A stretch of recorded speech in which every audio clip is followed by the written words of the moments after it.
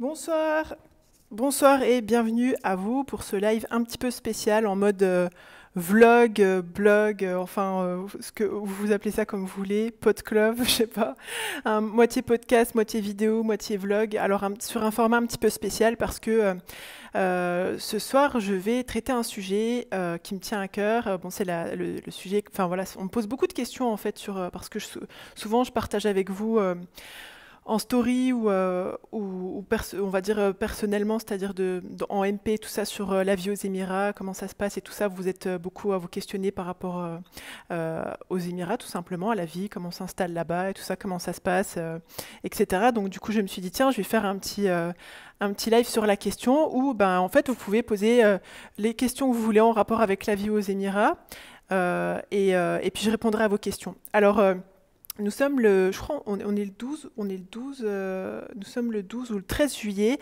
En tout cas, sachez que le 15, je lance le bootcamp pour travailler sur les blocages psychologiques, les croyances limitantes, pour se connaître, pour s'épanouir. Donc c'est un bootcamp de 6 semaines où c'est un vrai programme avec une formation vidéo, des exercices concrets, une remise en question efficace pour voir vraiment voilà, les personnes qui veulent venir à bout de leur blocage et de leurs fausses croyances. Alors ça m'a fait penser à ce sujet-là parce que je vais vous le donner en mille hein, pour partir vivre à 5000 km de chez soi, du chez soi de base, si je peux dire ça comme ça, ben, il faut avoir fait un certain travail, on va dire, au niveau des croyances limitantes. Et du coup, si vous voulez rejoindre ce bootcamp, voilà, qui est réservé à 10 femmes pendant 6 semaines, eh bien on démarre lundi et vous avez le lien qui se trouve dans ma bio et pour le replay sur YouTube, vous aurez le lien en barre d'infos. Et si vous avez la moindre question, eh bien n'hésitez pas à propos du bootcamp ou de manière générale de toute façon à me contacter sur WhatsApp au 07 81 11 64 11.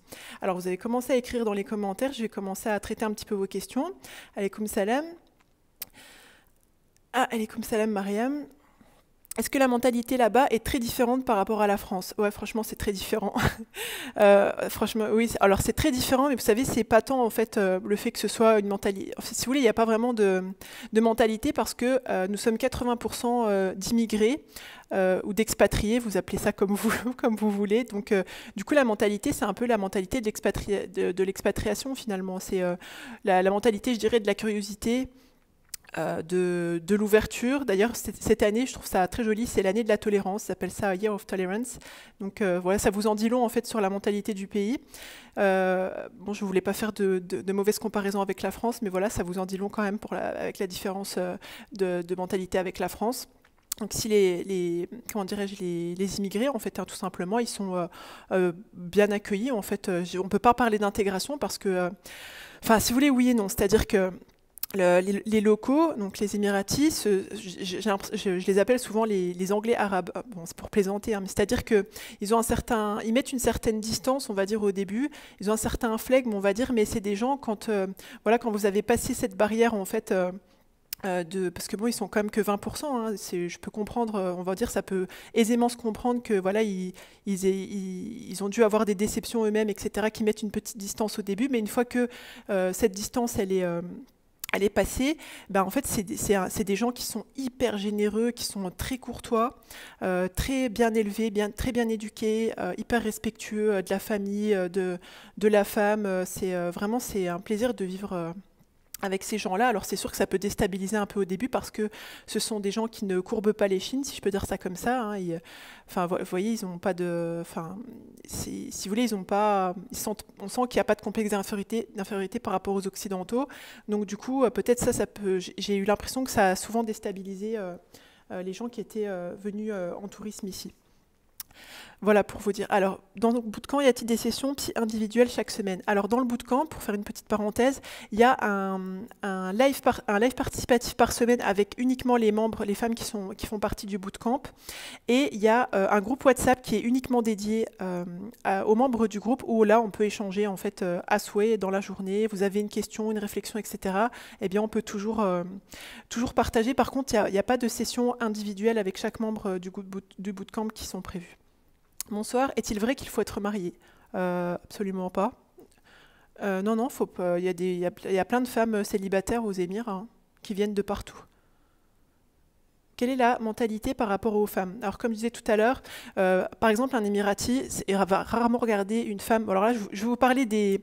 Je vais faire toujours deux catégories, c'est-à-dire les locaux, les Émiratis, et les immigrés. Alors, les Émiratis, ça se fait pas en fait de regarder une femme dans les yeux. Donc, ils sont très respectueux, très gentlemen. Ils vont, enfin voilà, vous laisser passer en premier, etc. Mais il y a cette distance en fait qui fait partie de la culture. Donc, franchement, moi, je dirais qu'ils sont assez respectueux en fait, hein. Je dirais qu'on se sent valorisé en tant que femme si on arrive. Là, par exemple, je vais aller dans un magasin faire les courses avec mon fils, je serai toute seule. Il y a un vendeur qui va me courir après pour me donner un panier ou un caddie. On va ranger mes courses sur le tapis. Après, on va prendre les courses. Une fois que j'ai payé, on va les mettre dans les sachets. On va me les ramener dans le coffre de ma voiture. Enfin, vous voyez, en fait, c'est une mentalité vraiment. Ça, c'est émirati et non émirati, c'est-à-dire que les gens. Aux Émirats, c'est beaucoup des Indiens, des Afghans, des Pakistanais. Bon, il y a énormément d'Occidentaux, hein, d'Anglais, Portugais. Il y a énormément de Brésiliens aussi. Il y a des gens du Québec, il y a des gens des Seychelles. Enfin, vraiment, c'est incroyable parce que là où j'habite, en fait, on est tous mélangés comme ça. Il y a des bâtiments qui sont assez grands, donc on rencontre vraiment des gens du monde entier.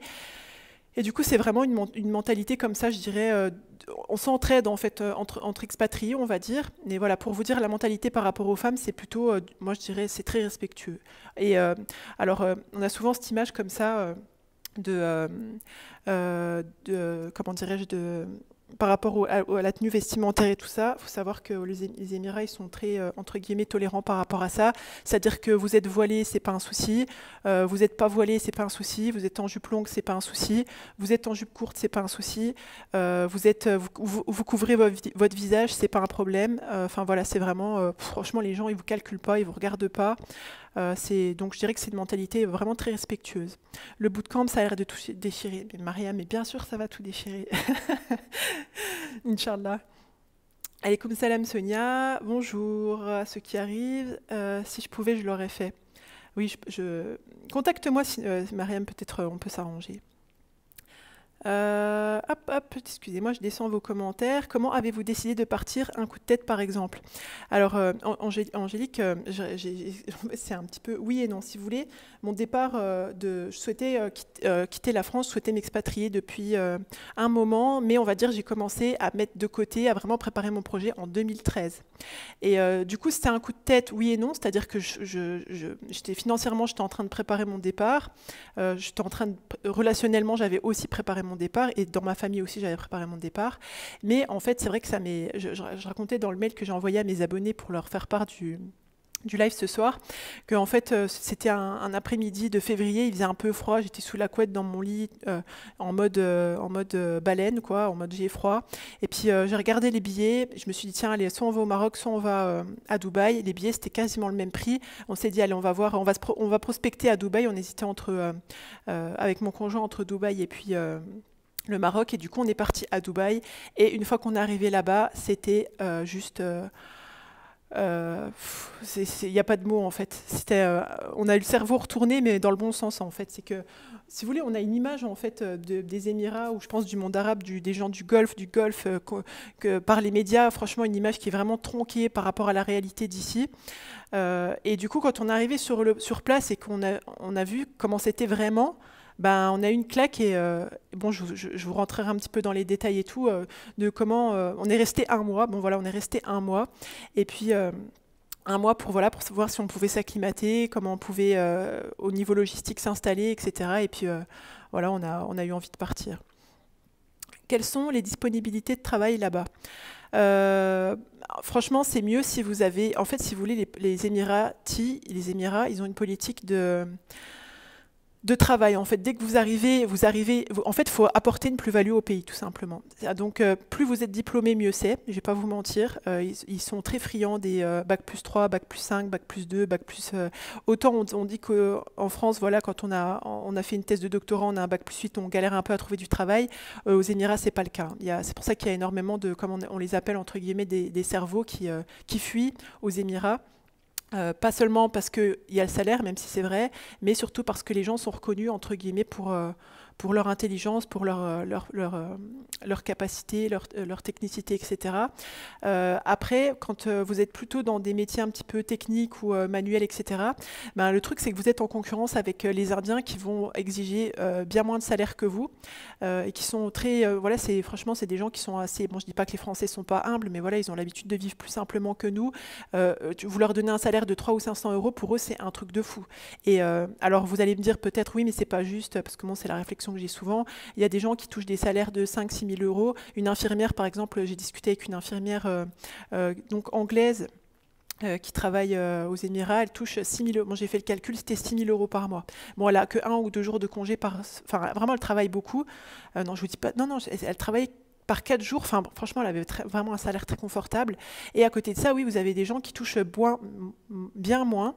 Après, il faut savoir que les workers, comme on les appelle ici, donc c'est les gens souvent qu'on entend parler qui en fait, qui construisent le pays, hein, qui font les travails un petit peu que personne ne veut en France, par exemple, ramasser des papiers, ou enfin, voyez, tout ce qui est ménage, technique, etc. Ils sont extrêmement respectés dans le pays. Les gens sont extrêmement généreux avec eux. C'est pas impossible que vous voyez par exemple des workers qui sont en train de travailler la journée, eh ben, les gens vont leur apporter des bouteilles d'eau. Enfin, vraiment, il y a un respect pour les gens qui font les travails difficiles franchement qui est exceptionnel. Est-ce que la vie est chère? Alors, la vie est chère, ça dépend où vous installez.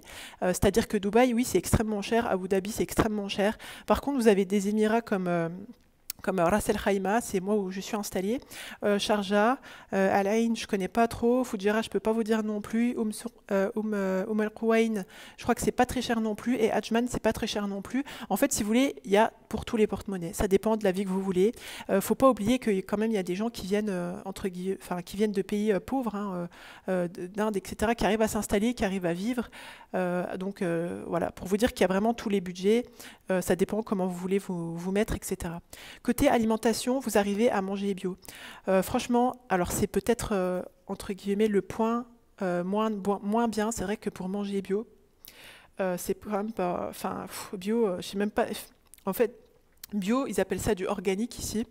Donc, franchement, je ne saurais pas vous dire au niveau des labels, etc. Je vous avoue que j'ai fait un petit peu moins la regardante que quand j'étais en France.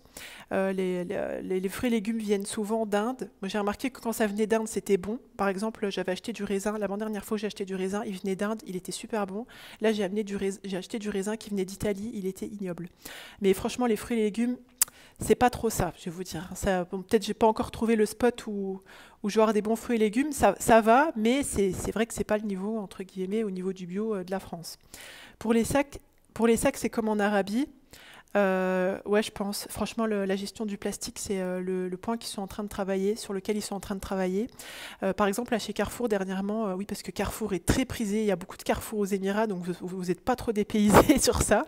Ils ont fait des sacs en tissu, en fait, dans le rayon fruits et légumes, donc du coup, vous pouvez commencer à faire la transition, mais c'est vrai qu'ils ne sont pas du tout au niveau du plastique. C'est vrai que pour nous, voilà, les Européens, voilà, on est un petit peu habitués comme ça, éduqués par rapport à pas jeter les papiers par terre, etc. Ici, c'est en mouvement, on va dire, quoi. Bon, faut pas oublier que c'est un pays qui est très jeune, hein, je dirais bêtise 60-70 ans, ce qui est assez récent, donc il faut se dire que voilà, ils sont aussi en train de bosser sur ces points-là.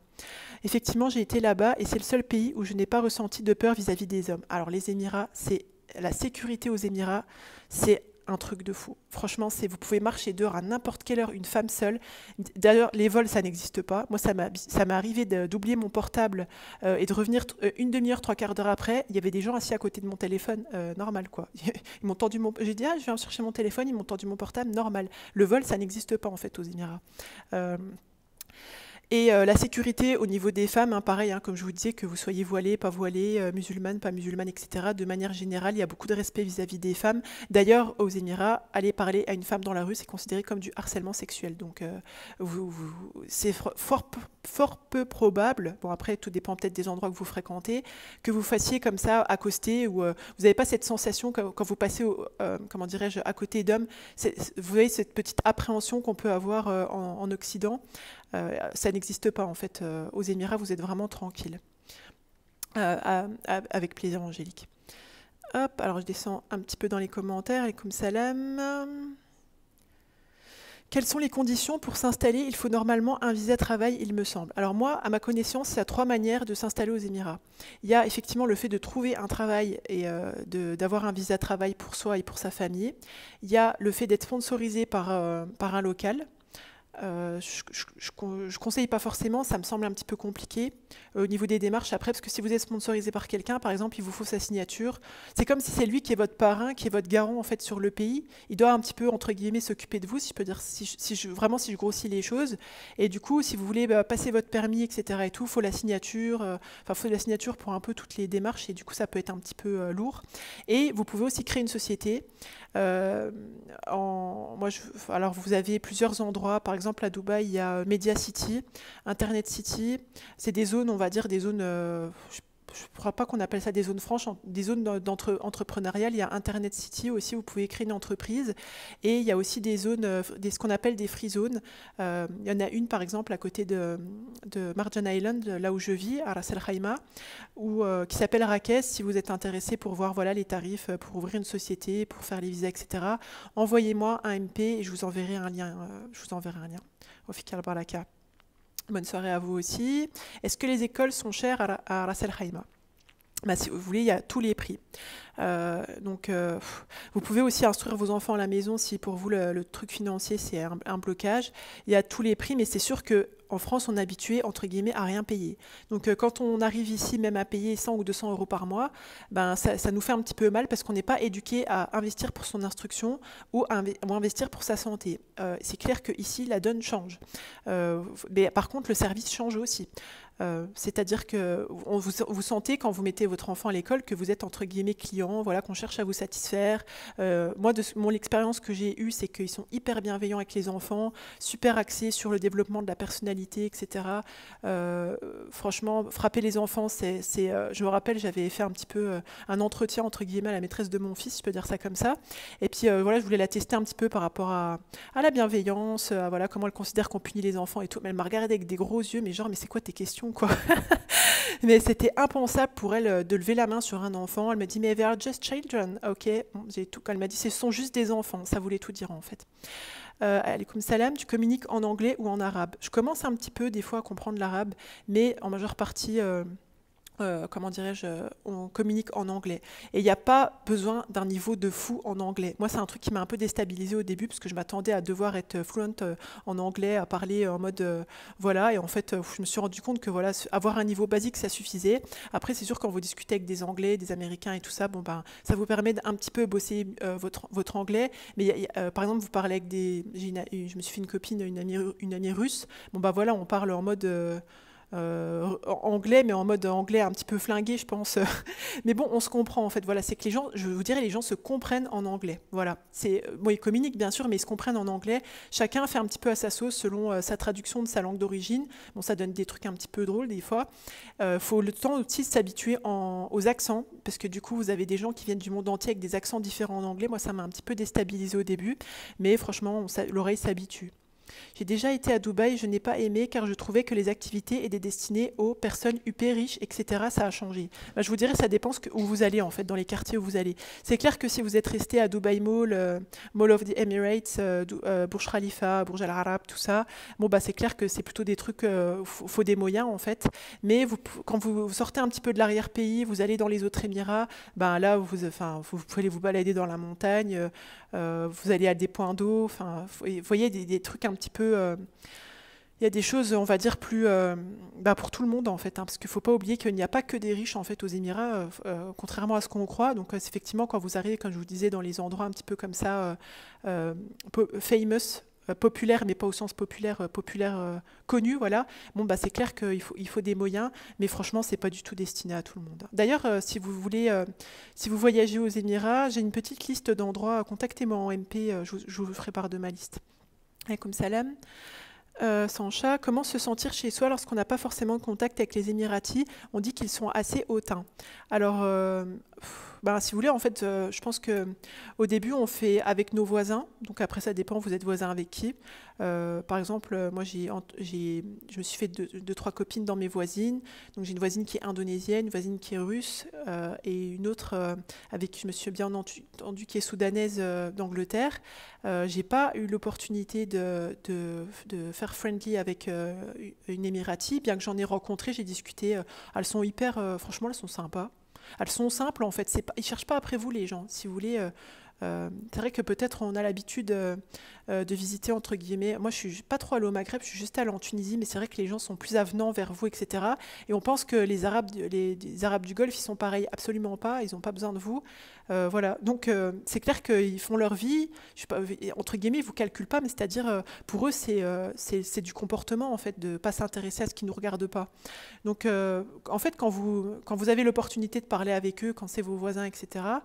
Ben là, ils se détendent en fait. Mais après, voilà, je vous dis, on est 80% d'immigrés, donc c'est vrai qu'on a tendance à plutôt faire avec les autres expatriés qui sont là.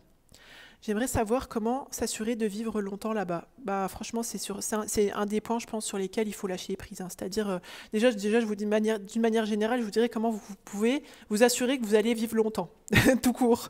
Mais après, voilà, franchement, je vous dirais, on fait, entre guillemets, année après année. Si vous avez des moyens, c'est sûr que vous pouvez investir dans un appart, etc., ou dans un business, et là, vous vous garantissez des visas qui sont un petit peu plus longs. Mais franchement, je vous dirais vraiment, c'est année après année. Tout dépend de votre situation financière et professionnelle. C'est bon à savoir et c'est rassurant, merci beaucoup, avec plaisir.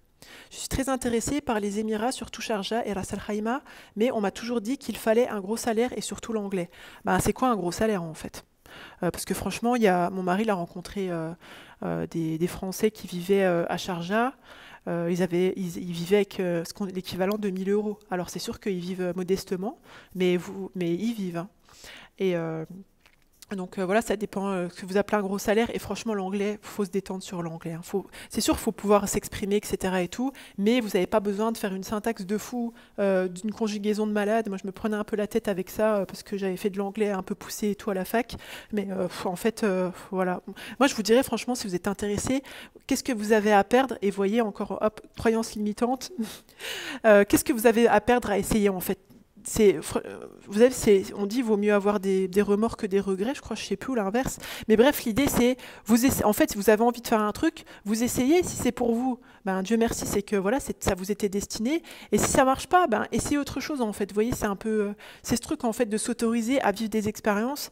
Ça marche, c'est bien. Et si ça marche pas, on se dirait qu'on a essayé, on sera content d'avoir vécu une super expérience en fait. Et c'est vraiment, voilà, c'est pour ça que je voulais vous parler un petit peu de la vie aux Émirats et ça tombait un petit peu en même temps que le lancement du bootcamp, parce que ben des fois on s'autorise pas en fait à vivre des rêves comme ça, et encore, enfin voilà, quand on dit rêve, ça fait un petit peu farfelu si je peux dire ça comme ça, mais voilà, en fait c'est même pas des rêves, c'est la vie que vous avez envie de vivre. On s'autorise pas parce qu'on a peur, il faut ci, il faut ça, mais en fait vous voyez, franchement faut juste essayer quoi. Ofikar Baraka, hop. Attendez, je descends les commentaires. Comment fonctionne le système de santé? Franchement, les hôpitaux sont plutôt bons. Euh, ben, c'est des hôpitaux classiques en fait, que je vous dirais le niveau, ça dépend où vous allez, mais on va dire, vous pouvez trouver la même chose qu'en France, voire même beaucoup mieux. Après, il n'y a pas de système de santé, c'est-à-dire que la sécurité sociale, ça n'existe pas ici. En revanche, vous pouvez, même en général, c'est automatique, vous avez une couverture sociale avec votre employeur, et si vous êtes vous-même entrepreneur, ben, vous prenez une assurance santé, quoi. On va dire c'est l'équivalent d'une mutuelle, mais ça couvre presque tout. Et sinon, ou alors vous payez de votre poche, tout simplement. Mais voilà, si par système de santé, souvent on me pose la question, c'est par rapport au remboursement et tout ça. Donc du coup, je vous dirais, les gens ici, comme ils font très attention à leur santé, hein. Enfin, vous voyez, ils mangent. Enfin, moi, il me semble qu'ils mangent plutôt bien. Dans les parcs, il y a des trucs pour faire du sport. Les gens ont l'air assez sportifs, hein. Il y a souvent des salles de sport dans les immeubles ou des piscines et tout ça.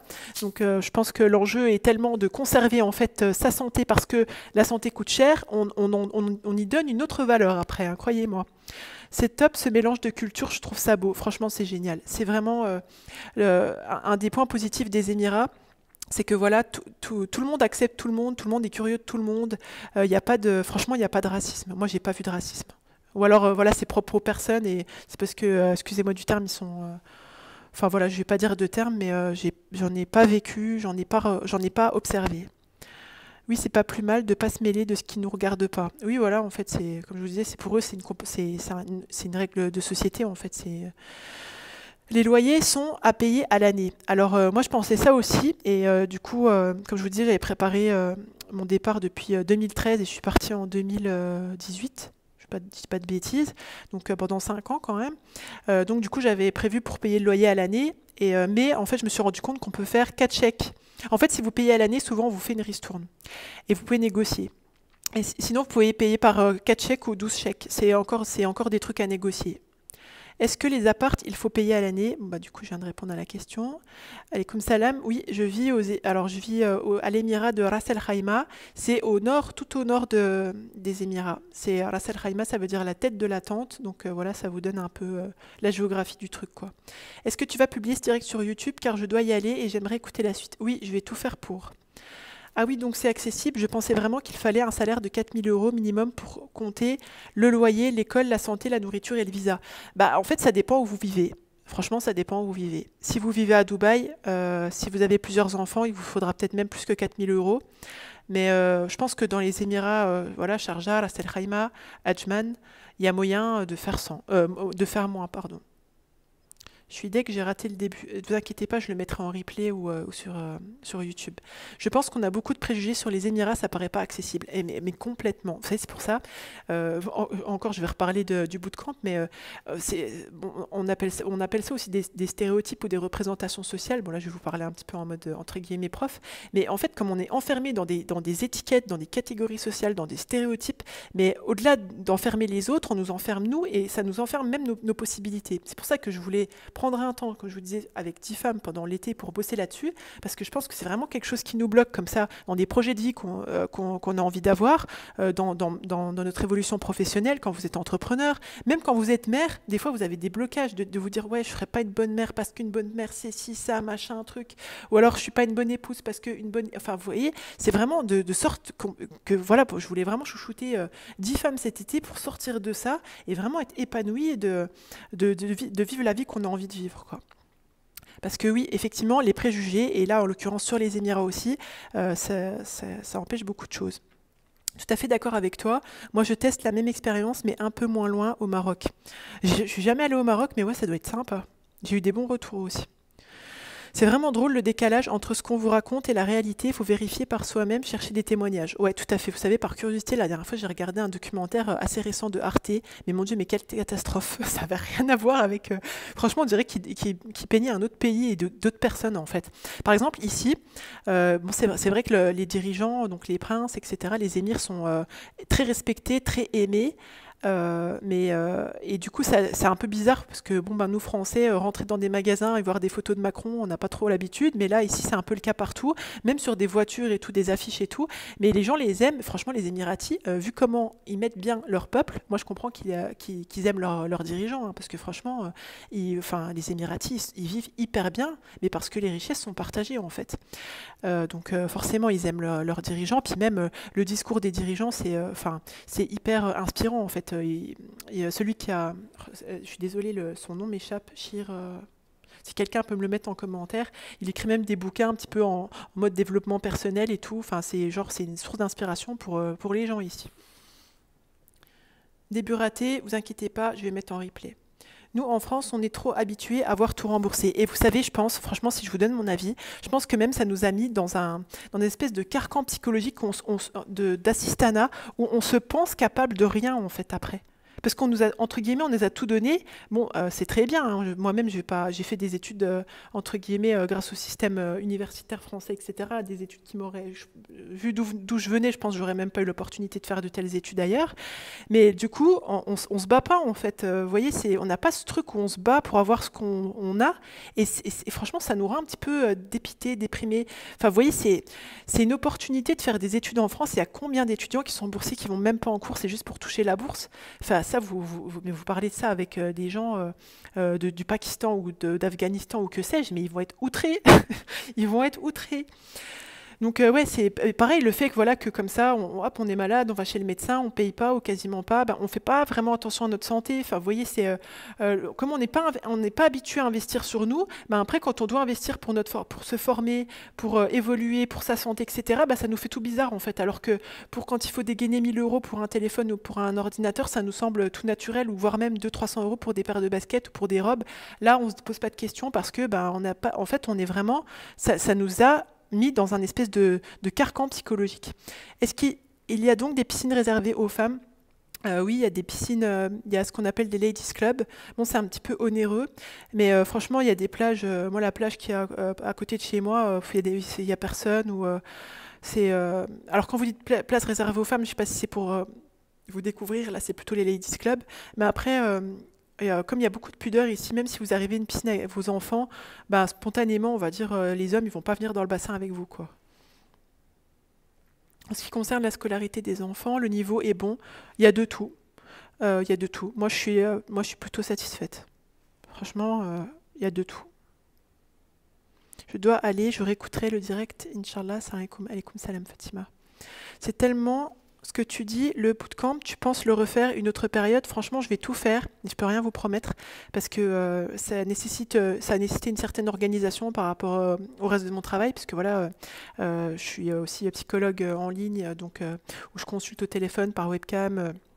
Les femmes principalement, donc il a fallu que je m'organise par rapport à ça pour être plus disponible pour le petit groupe.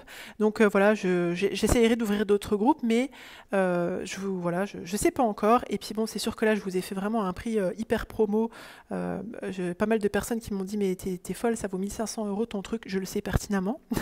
J'ai conscience que c'est de la valeur de ce que je propose, mais voilà, j'avais envie de faire un geste, si je peux dire ça comme ça. C'est vrai, il y a beaucoup de blabla à droite à gauche parce qu'au final, ce que tu dis, c'est plutôt rassurant. Ouais, franchement, je pense qu'il y a beaucoup de jalousie aussi, hein. Et je pense que aussi, ben, il y a des gens dans leur blocage psychologique à eux, comme ils ne se l'autorisent pas à eux, ben, ils voient les choses un petit peu négativement, on va dire, pour continuer dans leur idée, et ils vont venir vous casser, vous, entre guillemets, dans vos objectifs. Mais bon, c'est sûr que si vous écoutez, moi, si j'avais écouté les gens, jamais je me serais installée ici, hein. Cher Zaïd, merci. Oui, on a un peuple d'assistés. Ouais, franchement, et vous savez, c'est du coup, ici aux Émirats, vous avez beaucoup d'entrepreneurs, de gens qui lancent des business, etc. Et du coup, c'est une mentalité totalement différente. Les gens, j'ai envie de vous dire, ils sont inspirants, mais par exemple, souvent, je discute avec mes voisins, mes voisines, etc. Ben, je sais pas, ils sont pas blasés comme on peut l'être en fait, nous Français. Donc, ouais, en fait, si vous voulez, la manière dont on est structuré au niveau sociétal, ça joue sur notre psychologique, même après, en fait, dans notre état psychologique, dans ce qu'on va se permettre, dans comment on va vivre les choses. Teslim, le Shir Zaïd, qu'Allah lui fasse miséricorde, quand il a construit l'émirat, son objectif était de mettre son peuple à l'abri du besoin. Il a pensé à son peuple au lieu de penser qu'à lui et sa famille. Un bel exemple. Ouais, franchement, tout à fait. Vraiment, en ça, c'est aussi hyper inspirant. Je vous disais, le partage des richesses, franchement, c'est clair, il a bien mis. Vraiment, ils sont très très bien, quoi. Pour vous dire, un Émirati minimum, et je ne vais pas vous dire, il est à 25 minimum, je crois, et on m'a dit, enfin c'est mon mari qui a glané ces informations-là, ils sont à 25 000 dirhams par mois, ça fait 5 000 € minimum. C'est le minimum minimum. Oui, dernier iPhone, mais pas de sous pour un pansement. Ouais, exactement, tout à fait. Et pour la santé. Donc vraiment, voilà, notre esprit, notre état d'esprit, franchement, il faut qu'on le change. Alaykoum salam. Wafik al-Baraka, Joséphine, avec plaisir. Oui, c'est vrai, on nous enferme dans un minimum de confort, le prix, le délaissement de notre potentiel, la preuve, consommation des antidépresseurs. Complètement. La France, c'est un des pays qui consomme le plus d'antidépresseurs au monde. D'ailleurs, j'étais agréablement surprise aux Émirats, comme ils sont investis pour la santé mentale des gens. Vous voyez des comptes Instagram, des événements. Franchement, moi, j'ai raté de peu quand je suis revenue, parce que j'étais venue d'abord en vacances 1 mois. Et quand je suis venue, euh, je- déjà au début j'ai kiffé direct, et puis vraiment quand je suis tombée sur Marjan Island, là où je vis maintenant, là, je vous disais dans le mail, je suis tombée amoureuse, mais je suis tombée amoureuse de cet endroit en fait où il y avait personne, où tout est à faire en fait.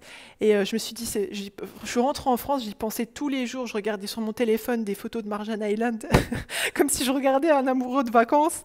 Je voulais revenir, j'ai tout fait pour revenir, et franchement c'est bon, c'était beaucoup d'épreuves, je vais pas vous mentir, mais voilà, Je sais plus comment j'en suis arrivée à vous dire ça, mais voilà, c'est voilà, je vous disais, ils sont très investis. Voilà. Et quand je suis revenue, du coup, c'était au mois de mai de l'année dernière.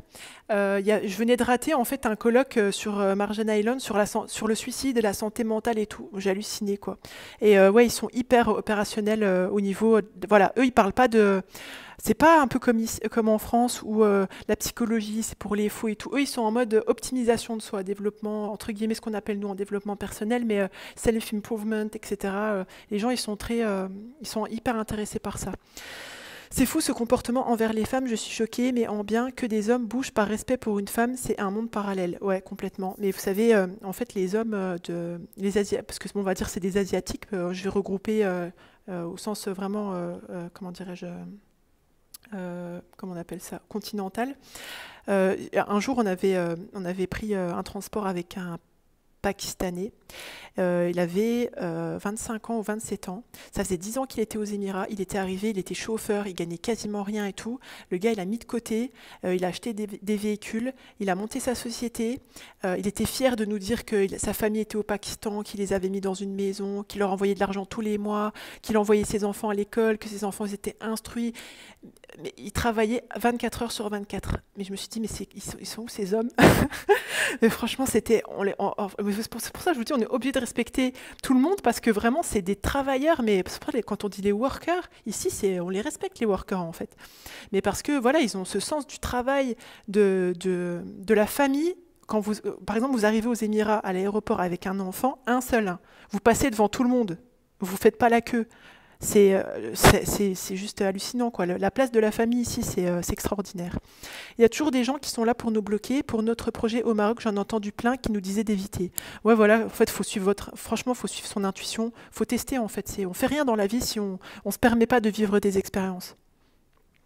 Est-ce que pour lancer son business, il faut automatiquement un diplôme qui va avec? Ce que je veux dire, est-ce qu'en tant qu'autodidacte, on peut ouvrir une entreprise? Par exemple, si vous ouvrez un commerce, je dis n'importe quoi, vous voulez ouvrir un commerce de café, vous voyez, si en fait c'est pas une profession par exemple médicale ou quelque chose de cet ordre-là, non, on va pas vous demander de diplôme tant que vous serez considéré comme investisseur.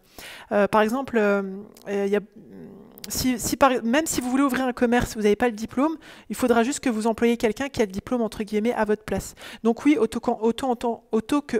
un, 2, 3, désolé, en tant que autodidacte, vous pouvez ouvrir votre entreprise. D'ailleurs, il y a un Français, bon, je ne vais pas le citer, qui est ici depuis 14-15 ans, qui a ouvert, si je peux le citer, une application qui est un peu l'équivalent du Boncoin ou de Vinted en France, qui s'appelle Meltoo, avec son épouse. Je ne crois pas savoir qu'il a fait un MBA par la suite, mais voilà, et ça cartonne son truc, ça cartonne. D'ailleurs, pour vous dire, son épouse, elle couvre son visage, donc ce qu'on appelle le niqab ou le sitar, ça pose problème à personne. Elle est invitée à la radio, elle est invitée dans les cercles de entreprises. Enfin bref, ça n'a rien à voir avec la France. Tu as l'impression que ça a changé ta vision du monde, de vivre là-bas? Changer, non, mais j'ai pu alimenter ma vision du monde, parce que bon, j'ai toujours été curieuse, etc., de rencontrer des nouvelles cultures, j'avais déjà un peu voyagé, etc. Mais ouais, je vous dirais, ça m'a remise à ma place, en fait. Vous voyez qu'en tant que Français, on a un peu, je vais dire la vérité, en tant que Français, on a ce toupet un peu, on se croit un petit peu les maîtres du monde, on se croit un peu chez nous partout, on est les seuls à parler français dans les endroits qui sont internationaux. Enfin, vous voyez, d'ailleurs, quand on croise des Français avec mon mari, on les repère tout de suite parce que c'est les seuls qui dévisagent. Mais ouais, donc en ça rend humble, en fait, je dirais, de voir le travail que fournissent les gens, notamment, voilà, comme je vous disais, les Indiens, les Pakistanais, les Afghans. Il y a beaucoup d'Africains aussi. Il y a des gens de partout, en fait, hein, vraiment de Chine, d'Indonésie, Malaisie, vraiment, vous rencontrez tout le monde. Et de voir, en fait, tous ces gens se donner à fond dans leur travail, ben, franchement, ouais, ça fait évoluer, quoi. Il respecte beaucoup plus, sans burn-out, respect de la femme, multiculturalisme, développement personnel, éducation bienveillante des enfants, le pays des droits de l'homme devra en tirer des leçons. Ouais, franchement, oui. D'ailleurs, quand j'avais regardé le documentaire là, sur Arte, là, ils avaient un peu taclé par rapport à ça, les Émirats, je ne sais plus par rapport à quelle question. Mais vous voyez, récemment, la fessée a été interdite en France. À Sharjah, quand vous avez un PV, parce que oui, malheureusement, ça nous est arrivé parce qu'on n'avait pas vu que c'était un parking, et ben derrière le PV, c'est écrit si vous voyez un enfant, si vous voyez quelqu'un frapper un enfant, appelez ce numéro. Voilà, petite anecdote. Ah, d'ailleurs, pour vous donner une petite anecdote sur le système de santé, il n'y a pas longtemps, mon mari il avait une infection au visage, donc c'est pas très joli à voir. Hein, il avait le nez infecté, c'est monté à l'œil, il avait la moitié du visage qui était gonflé, et il est parti à l'hôpital. Et nous, on avait, voilà, vous avez trouvé ça un peu fou, mais on n'a pas encore, voilà, financièrement, on ne pouvait pas encore se permettre d'avoir une assurance sociale. Donc, bon, on avait un petit peu d'argent, donc il est parti à l'hôpital, voilà, en se disant, bon, bah, je vais payer juste ma consulte et tout, quoi. Donc, il est parti à l'hôpital, et quand il a dit aux infirmières, alaikum salam, au médecin qu'il n'avait pas d'assurance, il le regardait un petit peu bizarre, mais il a dit « It's OK, I can pay », il a dit « C'est OK, je peux payer et tout ». Ils ont dit « D'accord ». Donc l'infirmière, c'était une Émirati, donc il a fait ses tests, etc. Donc il s'était infecté, il fallait des crèmes, etc. Donc déjà l'infirmière, elle lui a donné une crème. Mon mari, il était tout fou, il m'appelle, il me dit « Oh Émilie, trop gentille et tout, elle m'a donné une crème ». Voilà, trop généreuse, etc. Et tout. Donc, ils lui font son ordonnance. Avant de partir, il dit à l'infirmière bah, combien je vous dois, je vais payer où? Elle lui a dit c'est bon. Elle avait payé pour lui, pardon. C'est pour vous dire la générosité des Émiratis, c'est un truc de fou. Quand ils voient que voilà, il y a des gens dans les hôpitaux qui n'ont pas d'assurance sociale, bon bah déjà ils se disent c'est des oufs. Mais voilà, pour dire voilà, ça a été, il y a une locale qui a payé la facture d'hôpital de mon mari en fait, sachant qu'on n'est pas pauvre hein, comparé à voilà des gens qui sont beaucoup plus modestes que nous ici. Mais ça vous donne une idée en fait de la générosité des Émiratis. Moi, ça m'est arrivé souvent dans les périodes de Ramadan d'être avec mon fils et d'avoir des gens qui lui filent des billets en fait à mon fils en cadeau. Moi au début je trouvais ça bizarre, je me dis mais on a l'air si pauvre que ça à côté d'eux. Un coup j'ai discuté avec une Émirati et je lui ai demandé mais comment ça se fait en fait que voilà les gens ils donnent souvent de l'argent à mon fils. Elle me dit as a gift, c'est un cadeau. Mais là, vraiment la gestuelle en plus c'était vraiment trop, enfin voilà c'est trop marrant quoi. Donc c'est vraiment pour vous dire. Moi, je me rappelle que j'ai reçu une facture en France de quelqu'un qui portait mon nom d'un truc que j'avais pas fait à l'hôpital. Donc, ça vous donne une idée du truc, quoi.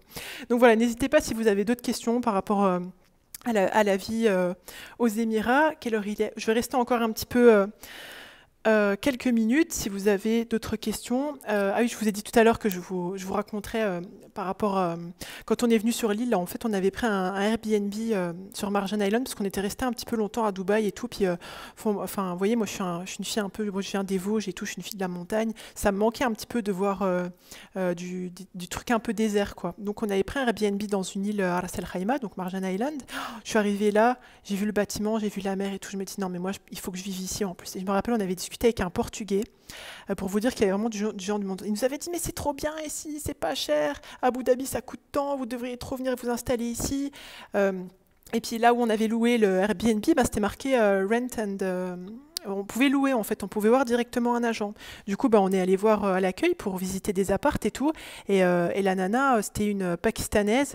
Elle nous a aidés après pour voilà, qu'on trouve une logistique pour s'installer, pour avoir les papiers. Enfin, vous voyez, il y a vraiment une dynamique d'entraide en fait. Les gens, ils s'ajoutent rapidement sur LinkedIn. Ah, tu fais quoi dans la vie et tout. Enfin, vous voyez, c'est bon après voilà ça c'est positif hein, mais il y a aussi des gens qui se font arnaquer, c'est comme partout en fait si vous voulez c'est partout sur terre pareil, il y a du bien, il y a du mauvais, il y a des gens bons comme on dit, il y a des gens qui le sont un peu moins. Et du coup, ben oui, ça arrive que vous fassiez arnaquer si vous achetez une voiture ou un truc comme ça. Enfin, si vous faites les choses dans les règles, parce qu'il y a un système de, comment on pourrait appeler ça, un contrôle technique. Franchement, pour acheter une voiture abîmée, il faut vraiment pas faire les choses dans les règles, quoi. Est-ce que tu connais à peu près les prix pour un T4? Franchement, ça dépend des Émirats, je pourrais pas trop vous dire. T4, c'est F4, ça veut dire 3-4 chambres. En fait, les villas, il y a des villas. Et c'est ce qu'ils appellent des villas, des grosses maisons. Voilà, si vous voulez pas forcément vous mettre, si vous voulez vivre simplement, vous pouvez trouver une maison. Je sais pas, peut-être ça vous coûtera 500 € ou 600 € par mois. Avec vraiment, c'est quand je vous dis des grosses maisons, c'est des hyper grosse maison. Il y a des pôles recherche en psychologie là-bas, genre pour une thèse. Oui, Joséphine, à Dubaï. Il faudrait regarder dans les universités en fait. Franchement, j'ai pas encore regardé, bien que ça m'intéresse, parce que voilà, je sais que c'est pas encore le moment dans ma vie pour reprendre ça. Mais oui, je pense qu'il y a moyen, ouais. Après, pour le financement, je sais pas. Ok, ok, pas de souci. Le climat. Ah ouais, alors le climat. Si vous voulez, les mois qui sont difficiles, et encore, je trouve que la chaleur ici, moi qui vivais mal la chaleur en Lorraine, notamment en été, franchement, il n'y a pas d'air, c'était un petit peu difficile. Ici, ça va. Genre là, vous voyez, on est ce que je vous dis, 12 ou 13 juillet, je sais plus. Bah, tout à l'heure, on a mangé dehors. Bon, il faisait chaud, hein, on était un petit peu. Voilà, on n'a pas transpiré, mais on va dire une sueur légère. Mais voilà, pour vous dire, on a mangé dehors. Mais bon, c'est sûr que juin, juillet, août, jusqu'à mi-septembre, c'est à base de 40 degrés. Si vous êtes dans le centre-ville, vous allez bien le sentir.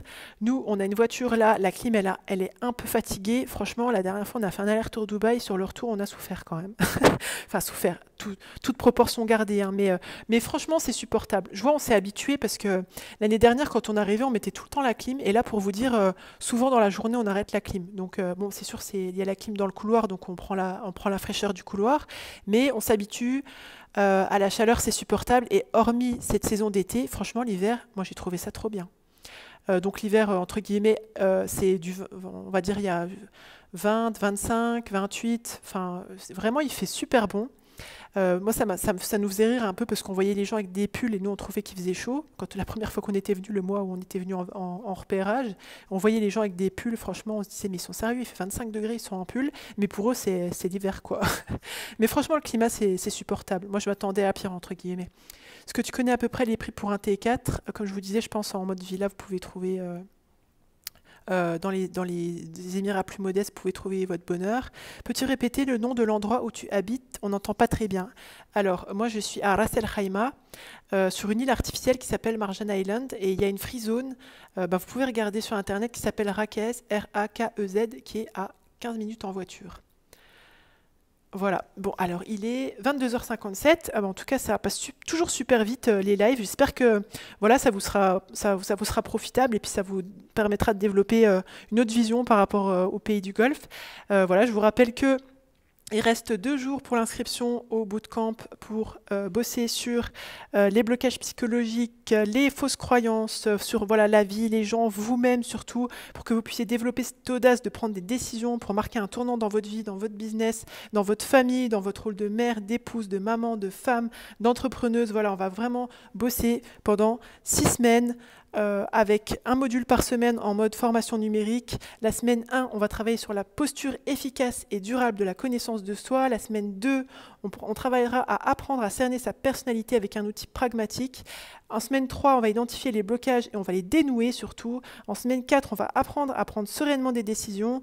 En semaine 5, on apprendra la communication qui est la plus importante mais pourtant la plus négligée. Et la 6e semaine, nous verrons les outils concrets pour donner un sens conscient à sa vie et à être épanoui.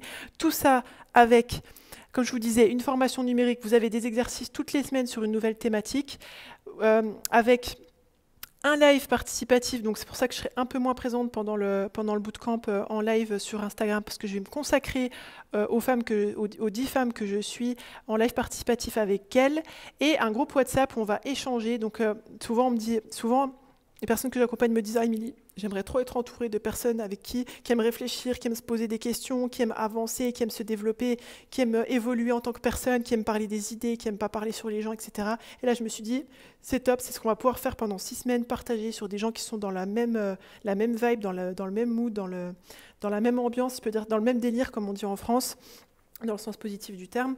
Et voilà, donc le but, c'est vraiment qu'on puisse bosser ensemble. Vous avez, comme je vous disais, il y a le lien en barre d'infos, et vous avez, je vous le mettrai en barre d'infos sur YouTube, et vous l'avez en bio. Si vous avez la moindre question, vous pouvez me contacter au 07 81 81 11 64 11, 07 81 11 64 11.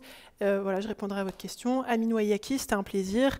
Et voilà, n'hésitez pas si vous avez d'autres questions à me poser. Je vais arrêter le live parce qu'on est limité par Instagram sur 1 heure. Amine Ajmaïn. Et je vous dis, en tout cas, pensez bien que vous êtes la première personne à bénéficier du crédit que vous accordez à votre existence. En tout cas, moi, c'est vraiment c'est toujours un plaisir de partager avec vous, que ce soit en live ou même en consultation. Vraiment, je suis passionnée par mon métier et vraiment, je remercie Dieu d'avoir l'opportunité de faire ça. Voilà. Et je vous dis bye bye, prenez soin de vous et à bientôt. Ah oui, dimanche, je vous le dis, dimanche, je ferai le live sur le compte d'Erika officiel, qui est la dirigeante de Iconic Édition, parce qu'elle a sorti un livre qui s'appelle C'est un divorce, pas un cancer. Et j'ai fait la préface de son bouquin. Et dimanche, on fera un live sur son compte, mais je vais vous envoyer un petit mail si vous voulez rejoindre la liste, je n'arrive plus à parler français. Je ferai un live sur son compte à elle, sur l'estime de soi dans le couple, dans le choix du conjoint. Donc voilà, si vous voulez vous abonner, je vous mettrai en story le compte d'Erika si vous voulez rejoindre le live de dimanche. Prenez soin de vous et je vous dis à bientôt. Bye bye!